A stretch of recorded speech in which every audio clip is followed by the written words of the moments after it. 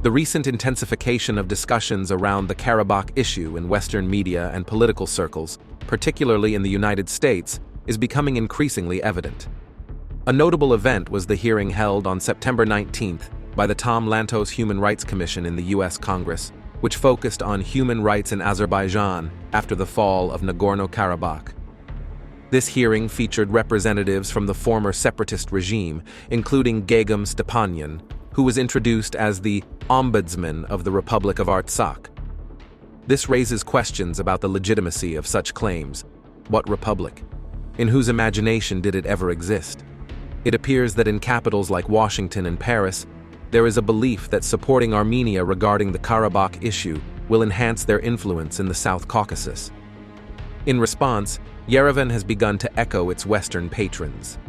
Armenian politicians have crafted a new narrative around a supposed desire to finalize a peace agreement, but this time they propose a truncated version.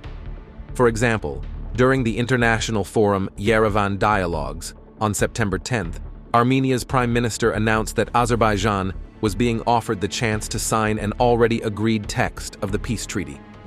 He stated that while 13 points and the preamble of the document were fully agreed upon, 3 points were only partially settled.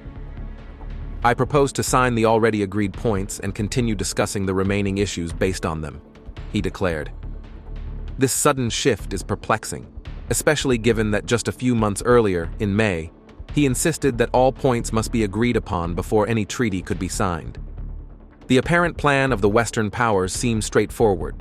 If Baku agrees to the treaty, it could again face the unresolved issues of separatism within its borders. This would open the door for Armenia to advocate for the return of the Armenian population to Karabakh on international platforms, likely involving Western actors like France and the USA. Yet, Azerbaijan's legitimate demands for constitutional changes that address territorial claims, are overlooked by Yerevan. This is a strategy to bolster further claims on Karabakh. Azerbaijan has long been wary of the political machinations from the West, recalling the failures of the Minsk group of the OSCE, which showed little interest in addressing comprehensive peace negotiations.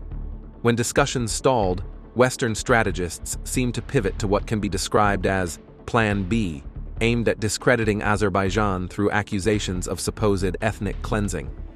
This tactic has manifested in a flurry of Azerbaijani-phobic rhetoric across media platforms in Germany, France, Britain, and the United States, echoed in the halls of power. However, there appears to be a significant misunderstanding among Western policymakers. Baku 30 years ago and Baku today are worlds apart. Political blackmail will not yield the results they anticipate. Instead, Azerbaijan stands resolute in its approach, prioritizing the return of the 250,000 Azerbaijanis who were forcibly displaced from modern Armenia in the late 1980s. The right of these individuals to return to their historical lands is a cornerstone of our foreign policy. At present, Azerbaijan remains committed to pursuing a peaceful, neighborly resolution to this long-standing issue.